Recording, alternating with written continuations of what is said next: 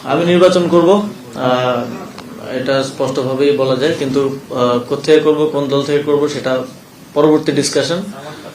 আমরা এখন একটা পর্যায়ে আছি, পরের পর্যায়ে সেটা সবার সামনে আসবে। আর অন্য যে বিষয়ে প্রশ্ন করলেন সে বিষয়ে আমার কোনো কিছু বলার ইখতিয়ার নেই, সেটা আমাদের মাননীয় প্রধান উপদেষ্টার কার্যালয় থেকে আপনাদেরকে যথাসময়ে জানিয়ে দেওয়া হবে।